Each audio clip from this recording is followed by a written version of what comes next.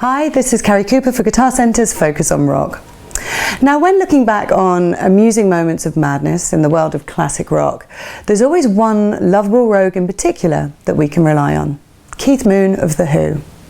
During this Focus on Rock series, we've covered many an amusing Moon antic, but one incident we're yet to touch on is that infamous Keith Moon and the Girl in the Cake story. So what's it all about? You see, the thing with Keith Moon is he just didn't seem to have an off switch. And so, in between tours, a time that most musicians would use for reflection and recuperation, Moon would forever be looking for any other manner of hijinks that would keep him amused. For example, he had a penchant for delivering public service announcements around his local villages, which he would announce by way of amplified megaphones that were attached to the top of his cars, which could be operated with the windows fully closed. From the back seat of his car, he could bellow out non-existing impending dangers such as oncoming tidal waves or throngs of venomous snakes. Any such activity that would keep him entertained during those tricky stationary periods for a rock and roll star. So, the story of the Girl in the Cake takes us back to yet another period of Moon lying in wait for The Who's next tour.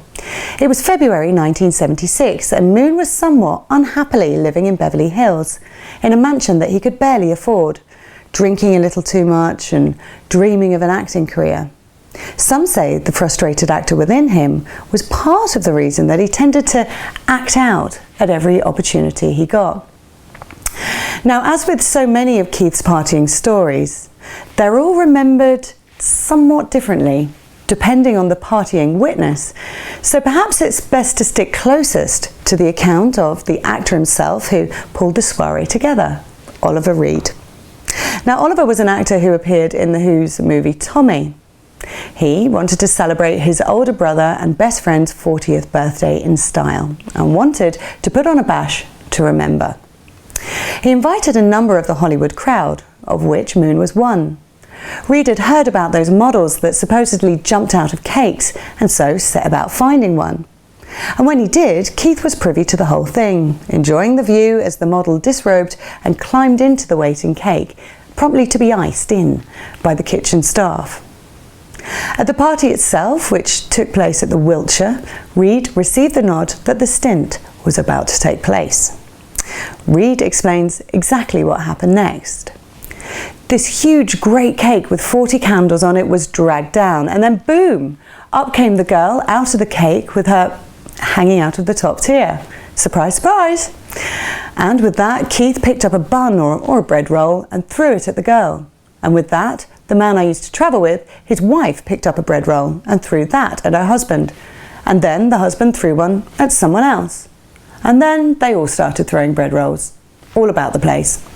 Mooney then got up and started grabbing all the tablecloths, the pink ones that he'd ordered to go with all the pink crockery, and dragged them off the tables. All the crockery went up in the air, and then he went and jumped on the table and got these pink chairs and started smashing the chandeliers. He said, I just dived at him and dragged him across. I dragged him into the kitchens. He'd gone completely berserk. But even that wasn't the full extent of the drama. Keith had somehow managed to severely cut his hand, so badly an ambulance needed to be called. When Reed returned upstairs, many guests had run out screaming as Keith had sprayed blood everywhere. Total pandemonium.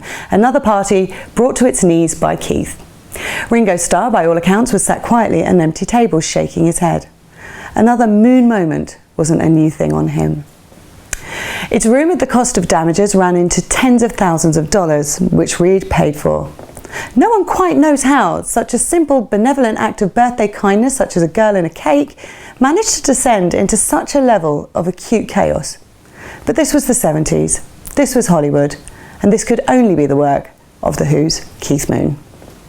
This is Carrie Cooper for Guitar Centre's Focus on Rock. Shop for the greatest selection of music gear on earth in store or at guitarcentre.com.